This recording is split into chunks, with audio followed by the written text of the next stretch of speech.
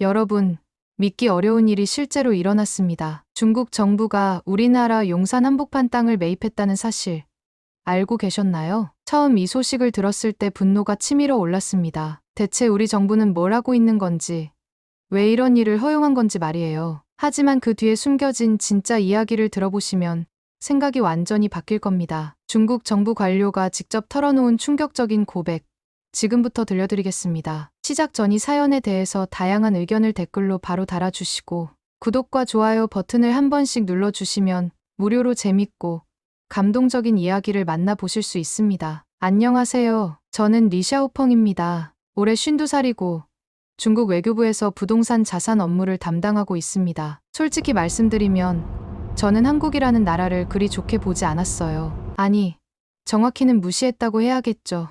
왜냐하면 제게는 그럴 만한 이유가 있었거든요. 2018년 제가 처음 한국에 출장을 갔을 때였습니다. 그때는 단순한 업무 협의차 방문이었는데 공항에서부터 일이 꼬였어요. 택시 기사는 제 영어를 알아듣지 못했고 호텔 직원들은 냉랭했습니다. 이런 나라가 뭐가 대단하다고. 그때부터 제 머릿속에는 한국에 대한 편견이 자리 잡았어요. 작은 나라, 별 볼 일 없는 나라, 중국에 비하면 한참 뒤떨어진 나라라고 생각했습니다. 그런데 지난달 베이징 본부 회의실에서 상급자가 저를 불렀어요. 샤오펑, 한국 부지 매입건을 검토해야 한다. 저는 귀를 의심했습니다. 한국 부지요?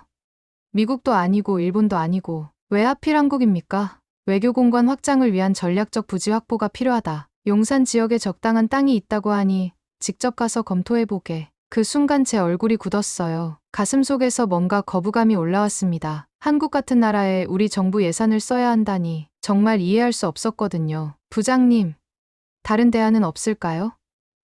정말 한국이어야 합니까? 이미 결정된 사안이다. 일주일 안에 보고서를 올려야 하니 서둘러 다녀오게. 회의실을 나오면서 저는 한숨을 쉬었습니다. 복도를 걸으며 생각했어요. 어차피 형식적인 절차겠지. 가서 대충 보고 부적합하다고 보고하면 끝이야. 그날 밤 서울행 항공편을 예약하면서도 기분이 썩 좋지 않았어요. 마치 시간 낭비를 하러 가는 기분이었습니다. 공항 대기실에 앉아 창밖을 바라보며 속으로 중얼거렸어요. 한국 땅을 사다니 정말 돈이 남아도는 모양이군. 제 머릿속에는 이미 결론이 정해져 있었습니다. 한국 부지 매입은 불가하다. 그 이유를 찾으러 가는 출장일 뿐이었죠. 비행기에 몸을 맡기며 저는 확신했습니다. 이번 출장은 금방 끝날 거라고. 한국 같은 나라에 투자할 가치는 없다고 보고하고 돌아올 거라고 말이에요. 그때의 제가 얼마나 무지했는지 아직은 몰랐습니다. 인천공항에 내리자마자 제 가슴이 답답해졌습니다. 습한 공기가 폐를 짓눌렀죠. 이미 마음속으로는 하루 빨리 돌아가고 싶었거든요. 도착 게이트에서 한국어로 된 팻말을 든 여성이 저를 기다리고 있었습니다. 키가 작고 단정한 정장을 입은 40대 초반의 여자였어요. 리샤오펑 부국장님이시죠? 저는 최민영입니다. 외교부에서 통역을 담당하고 있습니다. 민영이 유창한 중국어로 인사했을 때 솔직히 놀랐습니다. 발음이 제법 정확했거든요. 하지만 제 표정은 여전히 굳어 있었어요. 네, 그렇습니다. 빨리 끝내고 돌아가고 싶으니 일정부터 말씀해 주시죠. 차에 타면서 민영이 용산 지역 자료를 건넸습니다. 저는 대충 훑어보며 코웃음을 쳤어요. 이 정도 규모로 뭘 하겠다는 건가요? 한국 부동산은 투기성만 있고 실제 가치는 별로라고 들었는데 그때 민영의 눈빛이 조금 차가워졌습니다. 하지만 목소리는 여전히 차분했어요. 부국장님, 현장을 먼저 보시는 게 어떨까요? 말로는 설명이 어려운 부분들이 있거든요. 현장 답사는 시간 낭비입니다. 자료만 봐도 충분해요. 저는 팔짱을 끼고 창밖을 바라봤습니다. 서울 시내 풍경이 지나갔지만 별다른 감흥이 없었어요. 그냥 평범한 도시일 뿐이라고 생각했죠. 그런데 민영이 갑자기 말했습니다. 부국장님, 지금 여기가 어딘지 아세요? 글쎄요. 그냥 서울 시내 아닌가요? 대통령실에서 불과 2km 떨어진 곳입니다. 제 손이 무의식 중에 멈췄어요. 자료 넘기던 손이 말이에요. 그리고 저기 보이는 부지가 미국 대사관이 이전 예정인 곳이고요. 부국장님이 검토하실 용산 땅은 바로 그 옆입니다. 민영의 말을 들으며 제 머릿속이 복잡해지기 시작했습니다. 미국 대사관 옆이라고. 대통령실 근처라고? 잠깐. 그게 정말입니까? 네. 그렇습니다. 미군 기지도 인근에 있고요. 전략적 위치로는 서울에서 가장 중요한 곳 중 하나죠. 제 가슴이 두근거렸습니다. 아니, 정확히는 당황스러웠어요. 단순히 변두리 땅인 줄 알았는데, 그런데 왜 그런 곳을 우리에게, 한국 정부도 외교 관계를 중요하게 생각하거든요. 특히 중국과는 더욱요. 차 안이 갑자기 조용해졌습니다. 저는 입술을 깨물며 다시 자료를 들여다봤어요. 같은 글자들인데 왜 이제서야 다르게 보이는 걸까요? 민영이 조심스럽게 말했습니다. 부국장님, 혹시 한국에 대해서 좋지 않은 기억이 있으신가요? 제 몸이 굳었습니다. 어떻게 알았을까요? 그런 건 아니고 그냥 업무상 판단일 뿐입니다. 하지만 제 목소리가 떨리고 있었어요. 민영은 더 이상 묻지 않았지만 저는 이미 마음이 흔들리고 있었습니다. 창밖으로 보이는 용산의 풍경이 갑자기 다르게 느껴졌어요. 그냥 평범한 도시가 아니라 뭔가 숨겨진 가치가 있는 곳처럼 말이죠. 드디어 용산 현장에 도착했습니다. 차에서 내리자마자 제 눈에 들어온 건 낡은 골프장 건물이었어요. 페인트가 벗겨진 외벽, 군데군데 녹슨 철제 구조물들. 첫인상은 정말 실망스러웠죠. 이게 다예요? 이런 곳을 우리가 사야 한다고? 민영이 조용히 고개를 끄덕였습니다. 겉모습만 보시면 안 됩니다. 위치를 생각해 보세요. 저는 한 바퀴 둘러보며 코웃음을 쳤어요. 그런데 걸으면서 이상한 점들이 눈에 띄기 시작했습니다. 낡은 건물 곳곳에 설치된 최신형 감시 카메라들. 그것도 일반적인 보안 카메라가 아니라 상당히 고급 사양처럼 보였거든요. 저기 카메라들 꽤 비싸 보이는데요. 네. 보안상 필요해서 설치된 거라고 들었습니다. 뭔가 이상했어요. 이런 폐건물에 왜 그런 장비들이 필요할까? 제 가슴이 두근거리기 시작했습니다. 근처 부동산 중개업소에 들러 정보를 물어봤어요. 사무실 책상에 앉은 중년 남성이 저희를 반갑게 맞았습니다. 아, 그 골프장 부지 말씀이시죠? 참 신기한 곳이에요. 신기하다니요. 위치가 워낙 좋은 곳인데 몇 년째 그 상태로 방치되어 있거든요. 보통 이런 핵심 위치면 벌써 재개발됐을 텐데 제 머릿속에 의문이 생겼습니다. 왜 이런 좋은 위치가 방치되고 있을까? 혹시 특별한 이유라도 있나요? 글쎄요. 정확히는 모르겠지만 아무래도 복잡한 사정이 있는 것 같더라고요. 사무실을 나와서 민영에게 물었습니다. 정말 이상하지 않습니까? 이런 위치에 땅이 이 상태로 있다는 게 부국장님이 직접 느끼시는군요. 민영이 미소를 지으며 말했습니다. 그 미소가 왠지 의미심장해 보였어요. 다시 현장으로 돌아와서 자세히 살펴봤습니다. 그때 제 발밑에서 이상한 진동이 느껴졌어요. 지하에서 오는 미묘한 떨림이었습니다. 이게 뭐죠? 지하철인가요? 네. 지하철 노선이 지나갑니다. 그것도 새로 생긴 급행 노선이에요. 급행 노선. 제 심장이 빨리 뛰기 시작했습니다. 지하철 급행 노선이 지나는 땅의 가치는 엄청나거든요. 어떤 노선인지 알 수 있을까요? GTX-A 노선입니다. 인천공항까지 바로 연결되죠. 그 순간 제 입이 벌어졌습니다. 인천공항 직통 노선이라고. 그것도 이 땅 바로 아래로 혼자서 중얼거렸어요. 대통령실 근처, 미국 대사관 옆, 공항 직통 지하철까지. 이게 우연일까? 민영이 제 표정을 유심히 지켜보고 있었습니다. 부국장님, 이제 조금 다르게 보이시죠?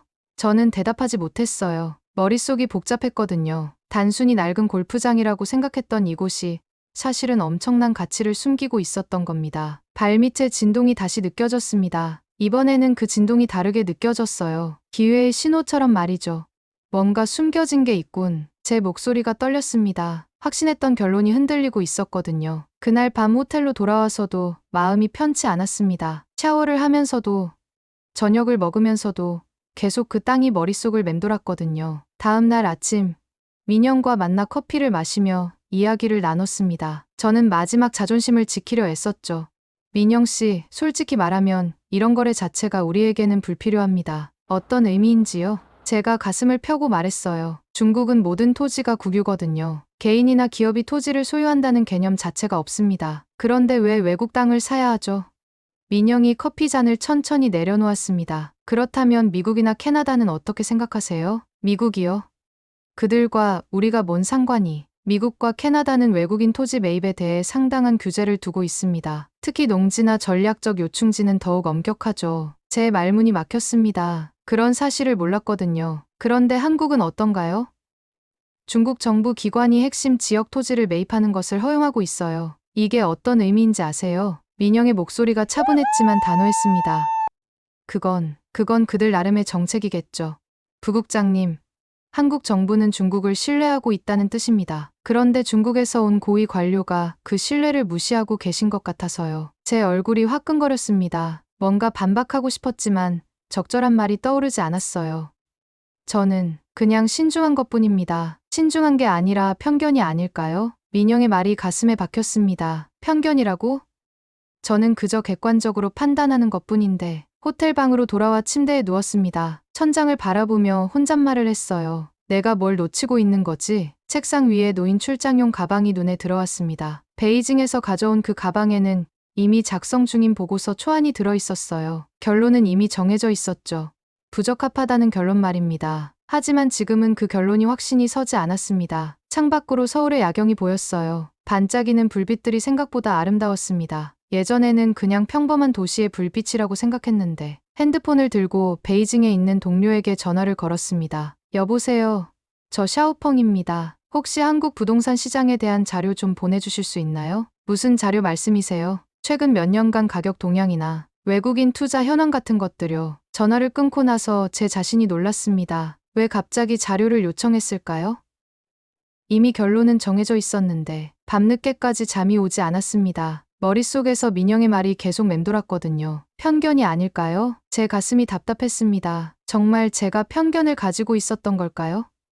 아니면 정당한 판단이었을까요? 출장용 가방을 다시 바라봤습니다. 그 안에 보고서 초안이 갑자기 무거워 보였어요. 다음 날 아침, 저는 일찍 일어나 혼자 용산 부지를 다시 찾았습니다. 민영을 만나기 전에 혼자만의 시간이 필요했거든요. 어제와는 다른 시각으로 그 땅을 바라봤어요. 아침 햇살이 낡은 건물을 비추는 모습이 묘하게 인상적이었습니다. 그런데 놀라운 광경이 펼쳐졌습니다. 부지 주변 곳곳에서 공사가 한창이었어요. 지하철 공사 현장에서는 커다란 굴착기들이 움직이고 있었고 조금 떨어진 곳에는 새 아파트 분양 현장이 북적거렸습니다. 이게 뭐지?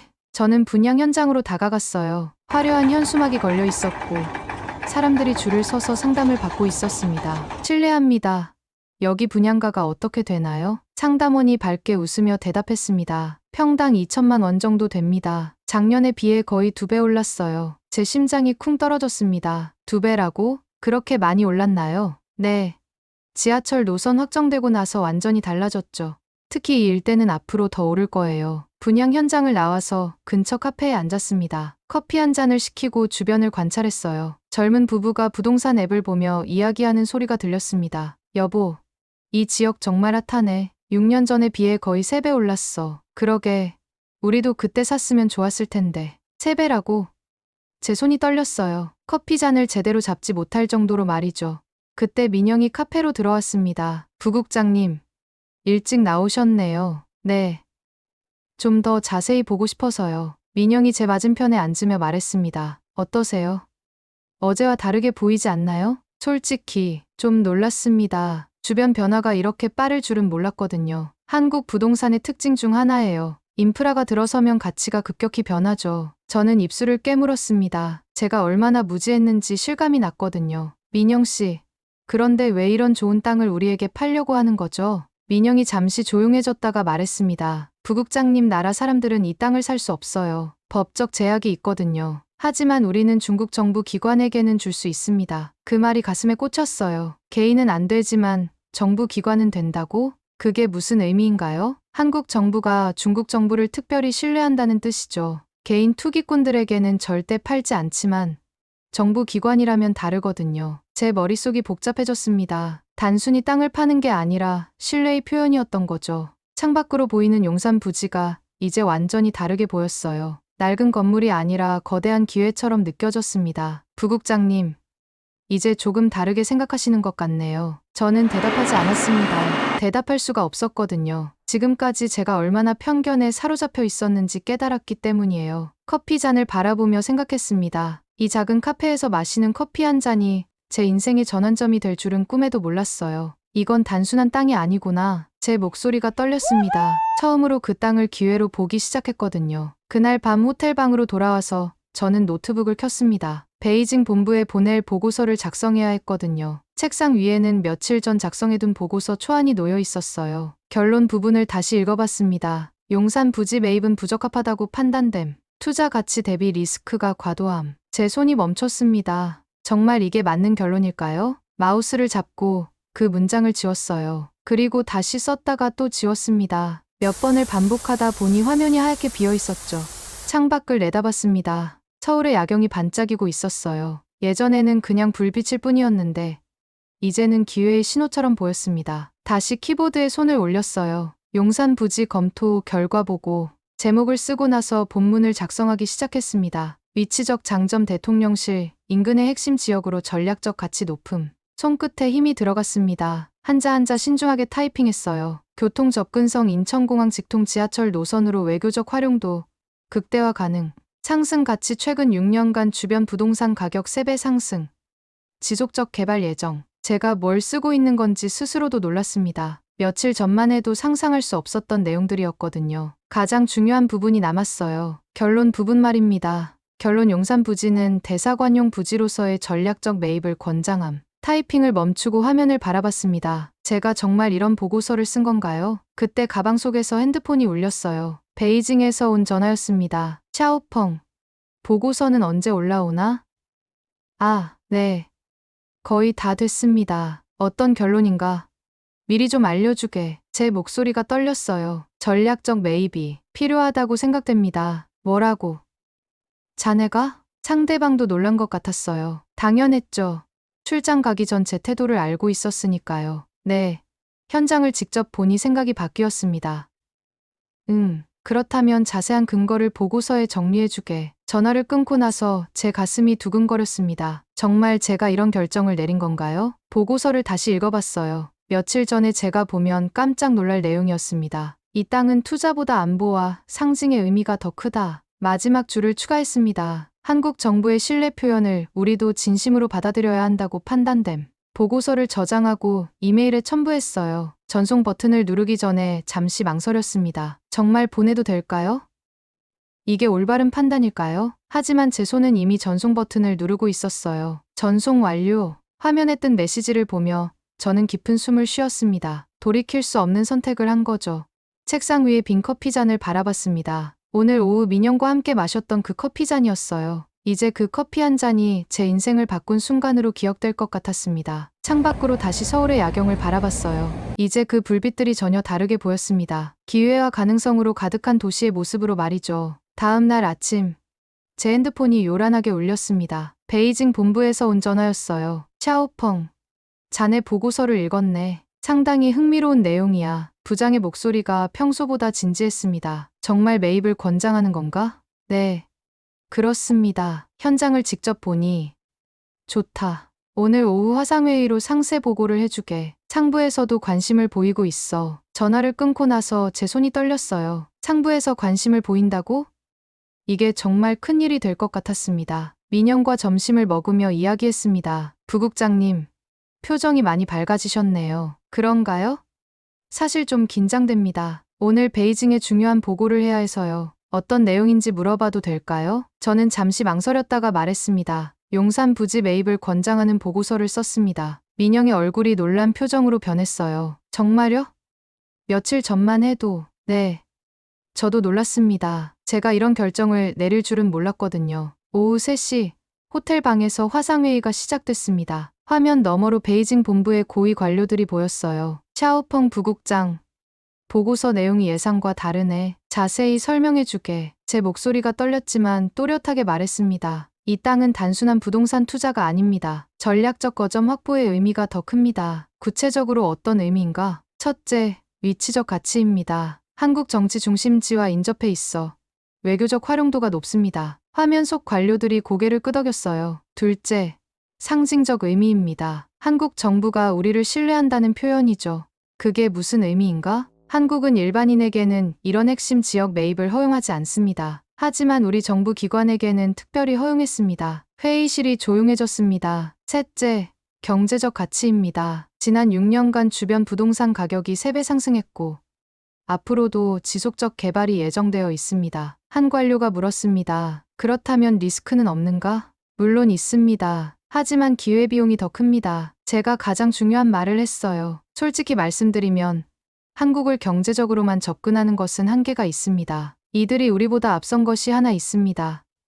뭔가? 전략적 사고입니다. 법의 허점을 이용할 줄 알고 기회를 놓치지 않는 능력이죠. 화면 Tudo 너머에서 julgado por uma 웅성거리는 소리가 comissão formada. 들렸어요. 우리가 배워야 할 것은 단순한 경제성이 아니라 이런 전략적 접근법입니다. 마지막 한마디를 했습니다. 이 거래는 투자라기보다는 상호 신뢰 구축의 첫걸음이라고 생각합니다. 회의가 끝나고 나서 저는 창밖을 바라봤어요. 서울의 오후 풍경이 평화로워 보였습니다. 제가 방금 무슨 일을 한 건지 실감이 났어요. 한국에 대한 제 인식이 완전히 바뀌었다는 것을 공식적으로 인정한 거죠. 노트북 화면에는 아직도 화상회의 프로그램이 켜져 있었어요. 그 검은 화면이 제 변화를 상징하는 것 같았습니다. 전에는 어둠만 보였는데 이제는 새로운 가능성을 보게 됐거든요. 출장 마지막 날, 인천공항으로 가는 길이었습니다. 차 안에서 민영과 마지막 대화를 나눴어요. 부국장님, 이번 출장은 어떠셨나요? 저는 창밖을 바라보며 답했습니다. 솔직히 말하면 제가 얼마나 무지했는지 깨달았습니다. 무지하다니요. 한국에 대해 아무것도 몰랐어요. 아니, 알려고 하지도 않았죠. 민영이 조용히 웃었습니다. 그런데 이제는 어떠세요? 제 가슴이 먹먹했어요. 정말 솔직한 심정을 말하고 싶었거든요. 부럽습니다. 네, 한국이 부러워요. 이런 작은 나라가 어떻게 이렇게 전략적으로 생각할 수 있는지. 공항 도착까지 남은 시간이 얼마 없었어요. 저는 마지막으로 하고 싶은 말이 있었습니다. 민영 씨, 그동안 무례했다면 죄송합니다. 무례하다니요. 처음엔 좀 놀랐지만 부국장님도 변하시는 걸 봤거든요. 공항에 도착해서 체크인을 마쳤습니다. 출국장으로 들어가기 전에 민영에게 명함을 건넸어요. 혹시 베이징에 오실 일이 있으면 연락 주세요. 네. 감사합니다. 출국장을 지나며 마지막으로 핸드폰을 꺼냈습니다. 민영에게 문자를 보내고 싶었거든요. 손가락이 떨리며 글자를 입력했어요. 민영 씨, 솔직히 말하면 저는 한국을 몰랐습니다. 지금은 부럽기까지 합니다. 전송 버튼을 누르고 나서 잠시 후 답장이 왔어요. 부국장님도 훌륭하신 분이에요. 편견 없이 진실을 보려고 하시잖아요. 저는 그 문자를 읽고 또 읽었습니다. 가슴이 따뜻해졌어요. 비행기에 탑승하면서 창가 자리에 앉았습니다. 이륙하면서 내려다본 서울의 모습이 아름다웠어요. 일주일 전과는 완전히 다른 시선으로 바라보고 있었거든요. 베이징에 도착해서 집으로 돌아가는 길. 저는 이번 출장을 되돌아봤습니다. 책상 위에 놓인 출장용 가방을 바라봤어요. 일주일 전에는 그 가방에 부정적인 보고서를 넣고 떠났었죠. 하지만 지금은 완전히 다른 결론을 가지고 돌아왔습니다. 가방에서 기념품으로 가져온 작은 커피잔을 꺼냈어요. 민영과 함께 마셨던 그 카페에서 산 것이었습니다. 그 커피 한 잔이 제 인생을 바꾸는 계기가 되었다는 걸 잊고 싶지 않았거든요. 며칠 후 베이징 본부에서 연락이 왔습니다. 샤오펑, 용산 부지 매입이 최종 승인됐네. 자네 보고서가 결정적이었어. 그렇습니까? 상부에서도 자네 판단을 높이 평가하고 있어. 한국에 대한 인식이 바뀌었다고 하더군. 전화를 끊고 나서 저는 창밖을 바라봤습니다. 베이징의 풍경이 예전과 같아 보였지만 제 마음은 완전히 달라져 있었어요. 그날 밤 일기를 썼습니다. 오늘로써 용산 부지 매입이 확정됐다. 하지만 더 중요한 것은 내가 배운 교훈이다. 편견 없이 바라보면 세상이 다르게 보인다는 것을 깨달았다. 커피잔을 다시 바라봤어요. 그 작은 잔이 이제는 제게 특별한 의미가 있었습니다. 변화의 상징이자 겸손의 상징이었거든요. 이제 저는 확신합니다. 진정한 성공은 상대방을 무시하는 것이 아니라 인정하고 배우는 것에서 시작된다는 걸 말이에요. 한국이라는 나라를 통해 제가 배운 가장 큰 교훈입니다.